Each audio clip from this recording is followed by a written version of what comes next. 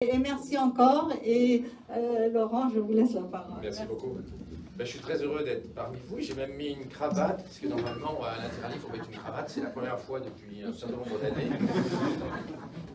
Et ils n'ont bien évidemment pas vu mes converses, sinon j'aurais été refoulé. Oui, ce matin. Je suis entré très discrètement, veillant à ce que la paritaire ne voit pas ni mes chaussettes, ni les chaussures. Merci beaucoup pour cette invitation sur un sujet qui me passionne et sur un sujet qui nous concerne tous, parce que le changement de la médecine liée à l'intelligence artificielle et à l'introduction des technologies NBIC, les nanobiotechnologies, l'informatique et puis les sciences cognitives, font rentrer la médecine dans le royaume de Homo Deus, pour reprendre l'expression, dans le royaume de l'homme démiurgique. Et donc la médecine devient une industrie géante alors qu'elle était un petit artisanat. Alors, non, je préfère avoir mon secret. Et il paraît qu'il y a des voleurs à l'intérieur. Et donc cela change radicalement l'organisation médicale qui passe d'un artisanat au développement de grandes entreprises data-driven, basées sur les données.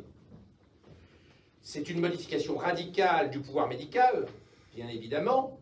On le voit de multiples façons, par l'entrée des géants de l'intelligence artificielle dans la santé. Google a créé une dizaine de startups santé, dont Calico, qui est destiné à euthanasier la mort, c'est-à-dire à nous rendre immortels. Mais Amazon et Apple sont aussi rentrés dans la santé. Mark Zuckerberg dépense des milliards et des milliards dans la santé. Nous avons une industrialisation de la médecine qui change radicalement la problématique de la santé. La santé, c'était des hôpitaux avec des médecins isolés, travaillant chacun dans leur coin avec leur secrétaire, leur bite et leur couteau. On passe de ce système décentralisé à un système d'entreprises géantes et de conglomérats de santé.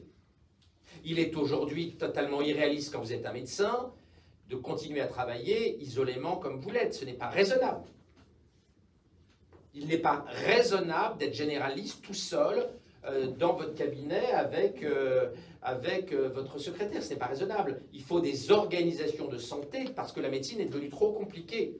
Et donc c'est une révolution de l'organisation du système de santé absolument majeure. Mais la santé a aussi des implications géopolitiques. Vous voyez bien que les nouvelles technologies Neuralink développées par Elon Musk, la société destinée à mettre des microprocesseurs dans nos cerveaux pour nous rendre compétitifs face aux Chinois et pour améliorer nos capacités cognitives, a des conséquences qui dépassent le simple champ de la médecine. Nous rentrons dans une révolution philosophique et politique qui a des implications très supérieures à le traitement de l'angine ou le traitement de l'arthrose. Est-ce qu'il faut mettre des corticoïdes dans l'arthrose ou est-ce qu'il faut mettre des AINS? Et est-ce qu'il faut mettre des TNF-alpha dans la maladie de Steele? Vous voyez bien qu'on passe d'une médecine de réparation à une médecine d'augmentation, avec des conséquences majeures. Alors je ne sais pas à quel horizon Neuralink, société totalement contrôlée par Elon Musk, l'homme le plus riche du monde, avec un patrimoine de 230 milliards de dollars, à quel rythme Neuralink va modifier les neurotechnologies. Mais vous voyez bien que ce sont des conséquences qui sont majeures. Imaginez une société dans laquelle Elon Musk pourrait augmenter significativement les capacités intellectuelles des gens grâce à ces dispositifs informatiques intracérébraux. Alors, les risques de hacking, bien sûr, on pourrait hacker notre cerveau, mais aussi des conséquences positives. On pourrait diminuer les inégalités intellectuelles, supprimer par voie biotechnologique les gilets jaunes en leur permettant d'être au niveau de l'ensemble de la population et de comprendre la complexité immense du monde dans lequel on vient. Et vous savez que quand on interroge les gilets jaunes, leur principale angoisse n'est pas liée à leurs revenus, elle est liée à leur difficulté à comprendre la complexité du monde. Et le monde est devenu ultra compliqué. Il n'y a pas plus d'1% de la population, et vous en faites tous partie ici, qui est capable de comprendre comment fonctionne un vaccin à ARN messager. C'est très anxiogène pour les 99% qui ne comprennent pas, et ça fait d'ailleurs le jeu des complotistes. En réalité, la médecine est en train de muter parce que elle est bousculée par notre entrée dans le capitalisme cognitif. Après le capitalisme marchand, né à Venise, le capitalisme industriel, né en Angleterre vers 1780 avec la machine à vapeur, et le charbon, nous rentrons aujourd'hui dans le capitalisme de la connaissance, dans l'économie de la connaissance, dans le capitalisme cognitif, qui est drivé par les grandes multinationales américaines que sont les GAFAM, et puis leurs équivalents chinois qui sont les BATX, et qui toutes ont des filiales santé. Le passage d'une médecine artisanale à une médecine data-driven est une révolution absolument radicale, qui a d'énormes conséquences sur le business santé, mais aussi sur la politique de santé publique. Qui va contrôler demain le système de santé? Eh bien, si l'Europe ne se ressaisit pas, il est clair que nous serons soignés par l'intelligence artificielle des Californiens, voire des Chinois, si la guerre froide sino-américaine se calme en tout cas. Donc vous voyez que sur les 30 prochaines années, on va parler jusqu'en 2050, on va assister à une révolution de la santé. Révolution de la santé liée à une révolution plus générale qui est le développement de l'économie de la connaissance. Alors, les conséquences de l'IA en santé, en fait, elles sont dans les deux sens. Les technologies d'intelligence artificielle et de numérisation vont créer des pathologies médicales. Vous avez tous vu le grand projet de métaverse de Mark Zuckerberg, qui est de fusionner le réel et le virtuel, et de nous permettre d'avoir une vie mélangée entre le métaverse, qui serait le Facebook du futur, c'est-à-dire un super Second Life, et puis le monde réel. Dans ce monde de mélange permanent entre la réalité augmentée, la réalité virtuelle, avec le casque Oculus qu'a racheté pour un peu plus d'1 milliard Mark Zuckerberg il y a maintenant 5 ans, la frontière entre le réel et le virtuel va s'estomper. Ça ne va pas être très bon pour les schizophrènes. Ça va générer des dépressions, des angoisses. Donc ce monde virtuel va générer des troubles psychologiques. Et ça, on n'en parle pas assez. Et d'ailleurs, il y a plein d'entreprises, de start-up à créer dans le monde de la cyberaddiction, dans la gestion des troubles de la personnalité liés au développement du métaverse de Mark Zuckerberg. Les pathologies métaversiennes vont occuper des centaines de start-up en 2050. Moi, aujourd'hui, si j'avais un peu de temps, je créerais une boîte sur la gestion médicale des pathologies liées au métaverse. Regardez ce que fait Mark Zuckerberg avec le métaverse, ça va être un truc d'enfer. Les schizophrènes vont délirer en un quart d'heure. Déjà qui délirent sans métaverse. Et je vous rappelle qu'1% des Européens est atteint de schizophrénie. Et 1% de la population mondiale. Ce qu'on oublie. Ce qu'on oublie. Donc vous voyez qu'on a une conséquence inattendue de l'intelligence artificielle, c'est qu'elle va aider la médecine, mais aussi elle va générer, au travers de la réalité virtuelle, de nouvelles pathologies psychiatriques qui vont être passionnantes. Et ma sœur est psychiatre, donc je pense qu'elle va avoir du taf pour quelques temps. Mais, bien sûr, le volet principal auquel on pense tous, ce sont les conséquences de l'intelligence artificielle sur le diagnostic médical et sur la gestion de la médecine. Robotique chirurgicale, mais ça, c'est pas tout de suite, ça va prendre du retard, mais aussi médecine personnalisée, data-driven. Cette médecine personnalisée, data-driven, elle est un choc complet pour mon métier. Vous savez que les systèmes d'intelligence artificielle radiologique aujourd'hui égalent les radiologues. Et demain vont les dépasser. La rétine humaine ne voit que 12 niveaux de gris. Une intelligence artificielle peut voir des millions de gris. Et d'autre part, l'intelligence artificielle voit des choses que l'on ne voit pas. Les meilleurs spécialistes de la rétine au monde sont incapables de déterminer devant un fond d'œil s'il s'agit d'un homme ou d'une femme. L'intelligence artificielle le voit très bien, sans qu'on sache l'expliquer. On ne sait pas quels sont les patterns qui sont vus par les réseaux de neurones et qui permettent à l'intelligence artificielle de type deep learning, de type machine learning, de reconnaître le sexe sur une rétine.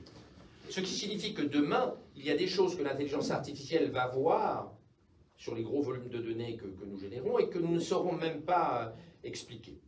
Alors, cette médecine gérée par la data et par l'intelligence artificielle, elle a des conséquences très fortes.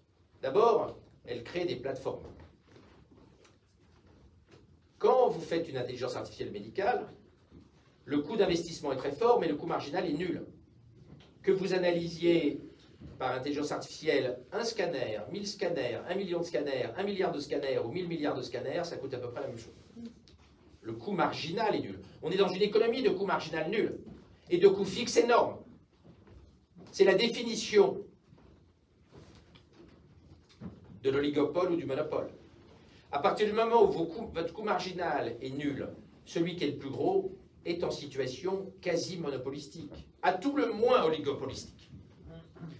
C'est un problème qui ne concerne pas que la santé. On ne sait pas quoi faire des GAFAM et des BATX. Et certains proposent de les démanteler pour recréer de la concurrence, mais c'est très compliqué pour de multiples raisons. Donc ça conduit à de l'oligopolisation, et puis ça conduit à un dépassement sur un certain nombre d'activités de l'homme et de l'homme médecin par rapport à la machine. Donc nous rentrons dans un monde qui va être absolument passionnant. Il y a des tas de start-up à créer aux confins de la médecine et de l'intelligence artificielle. Mais la révolution de la santé va être difficile à vivre pour les médecins. Alors bien sûr, les médecins ne vont pas devenir les maréchaux ferrants du XXIe siècle, pas tout de suite, mais le choc va être important. Le médecin est paupérisé, il n'a pas de capacité capitalistique. Un médecin, quand il arrive à l'âge de la retraite, il a du mal à s'être acheté un petit appartement haussmannien dans les quartiers de l'Est. Il ne va pas acheter un appartement haussmannien ici. Il n'a pas d'argent. Il ne va pas créer de l'intelligence artificielle dans le cadre de son exercice médical, alors que les investissements nécessaires pour générer de l'intelligence artificielle sont colossaux. Je vous rappelle que le budget recherche d'Amazon, Amazon leader mondial du cloud computing et de l'intelligence artificielle as a service au travers d'Amazon Web Services, le budget recherche d'Amazon est en train d'arriver à 40 milliards de dollars par an, c'est-à-dire 8-9 fois le CNRS. Quand vous êtes médecin, vous n'allez pas lutter contre des géants dans votre petit cabinet. Donc vous voyez bien que le médecin ne peut plus être autonome, il est dépendant d'acteurs importants. Alors aujourd'hui, il ne l'est pas encore d'intelligence artificielle diagnostique, mais il l'est déjà de Doctolib. Pour un médecin, travailler sans Doctolib est très difficile, puisque l'informatique, le poste client du médecin est aujourd'hui complètement contrôlé, dans beaucoup de cas, par Doctolib.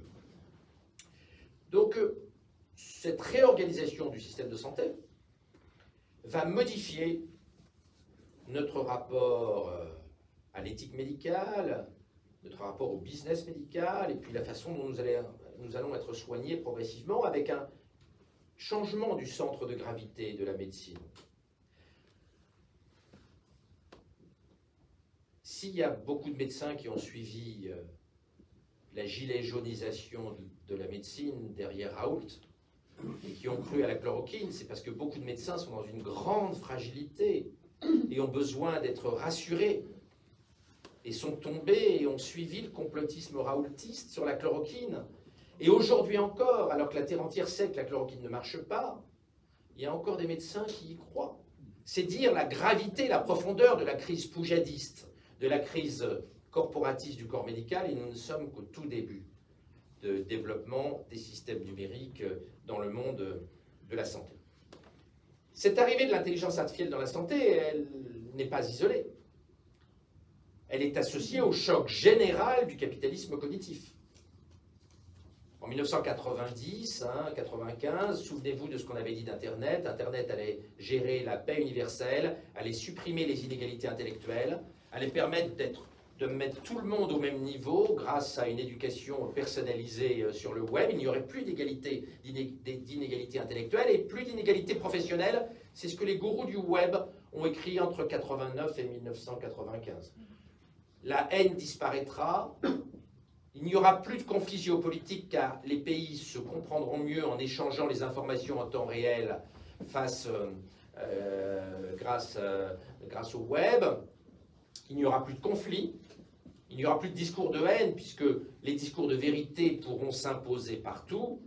Bon, on se retrouve 30 ans plus tard, on a les trolls, on a les complotistes, on a Quanon en boucle sur les réseaux sociaux, Et nous n'avons pas du tout supprimé les inégalités et nous n'avons pas créé la paix universelle. Nous sommes rentrés dans la guerre froide sino-américaine alors qu'on nous avait promis, Fukuyama le premier, que nous allions enterrer les régimes dictatoriaux et que la démocratie libérale occidentale allait s'imposer. Donc cette crise que nous avons liée à la métamorphose de notre système capitaliste avec des écarts de plus en plus importants, Google a dépassé 100 millions de dollars de bonus annuels pour des très bons spécialistes en intelligence artificielle. 100 millions. Bon, voilà. Le dollar est à 0,90, donc ça nous fait autour de 90 millions d'euros par an, ça nous fait 8 millions d'euros par mois. Les écarts n'ont cessé d'augmenter, l'économie de la connaissance favorise les métropoles, les individus, et demain elle va favoriser les médecins entrepreneurs par rapport à ceux qui charcutent dans les blocs opératoires. Tout cela va générer beaucoup de crises. L'intelligence artificielle en santé est une machine à créer des crises à l'intérieur du système de santé. Puis, vous imaginez bien que la réorganisation de nos hôpitaux va être absolument dramatique. Un système piloté par l'intelligence artificielle va entraîner une diminution drastique des durées de séjour hospitalières à moyen terme et donc des besoins en lits hospitaliers. Or, la fonction publique hospitalière en France, c'est quasiment 1 million de personnes.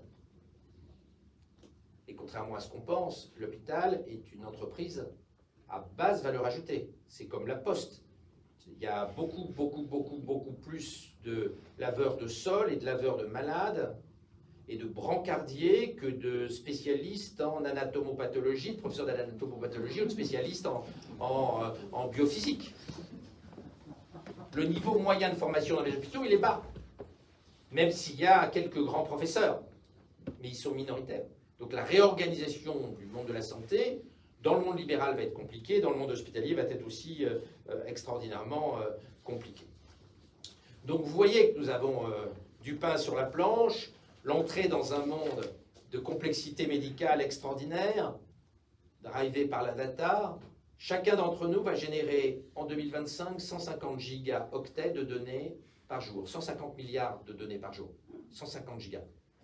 Alzheimeriens, nourrissons et gens du tiers-monde confondus. Là, c'est une moyenne mondiale sur la totalité des 8 milliards de personnes sur Terre. 150 gigas par jour. En santé, les volumes vont être juste affolants. Un séquençage ADN, c'est 20 téraoctets de données, 20 000 gigas, 20 000 milliards par malade. Vous imaginez bien que dans une consultation médicale, de 8 minutes, déshabillage et rhabillage compris du malade, le médecin ne va pas traiter 20 gigaoctets de data. Donc, cette réorganisation, cette extension du champ de la médecine, et Neuralink est un très bon exemple des problématiques qui vont arriver. Bidouiller le cerveau, je ne parle même pas de l'utérus artificiel et des technologies de bébé à la carte qui sont en train d'émerger et qui vont faire que notre amie Brigitte Bardot et les bioconservateurs vont faire une crise. Ce changement des frontières de la médecine, cette extension du champ de la médecine, l'inclusion de l'éducation dans la médecine au travers des technologies de neuroenhancement comme son Neuralink, vont entraîner des crises extraordinaires, vont être fascinantes à observer, mais vont entraîner une poujadisation croissante du monde de la santé.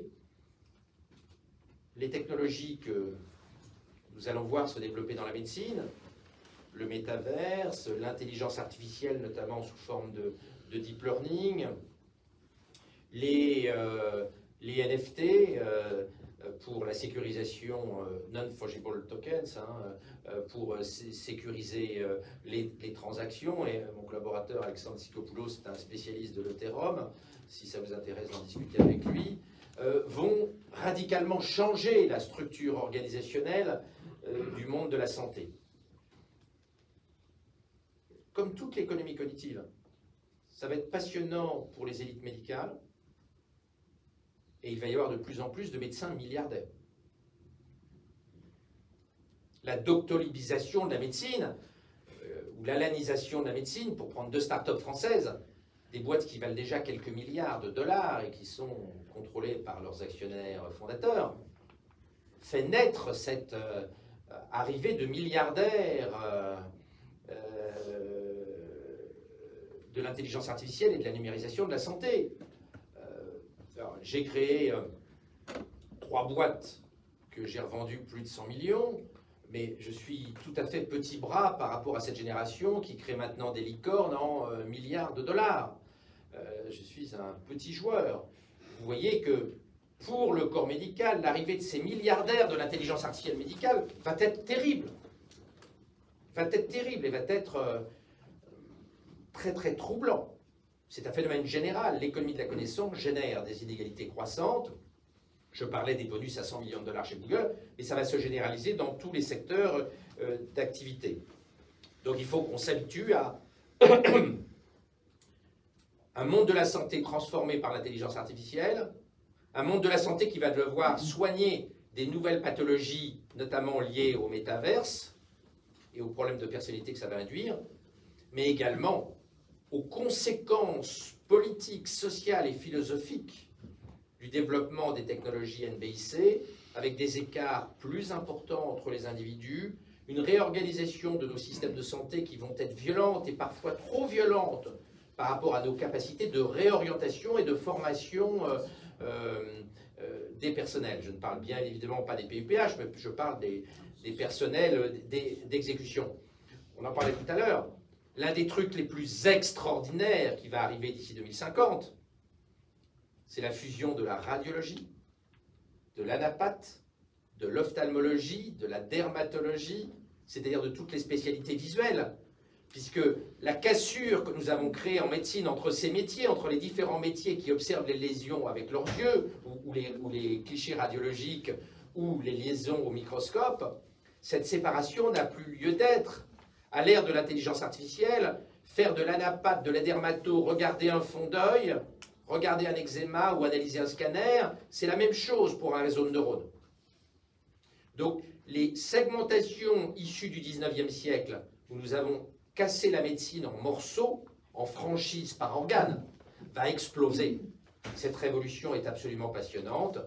Passionnante de façon certaine pour les malades, dont l'état de santé va être amélioré, passionnante pour les élites médicales qui voient s'ouvrir un champ extraordinaire, un Far West biotechnologique extraordinaire, beaucoup plus difficile pour les médecins de base et pour les personnels qu'il va être très très difficile de réorienter à un moment où la technologie galope. C'est pour ça, je le répète, qu'il faut dès à présent réfléchir à la gilet jaunisation de la médecine, parce que les troubles sociaux générés par l'intelligence artificielle ne sont pas anticipés. Aujourd'hui, au moment où nous parlons, la formation des médecins, de nos jeunes qui rentrent en médecine, n'a pas significativement changé depuis 1960. Or, la médecine est en train de changer radicalement. Nous sommes en train de former les jeunes futurs médecins à la médecine du passé, et c'est extrêmement dommage. Le Mandarina va devoir faire un effort pour que nos enfants ne soient pas formés à une médecine qui n'existera plus le jour où ils arriveront en 8e année.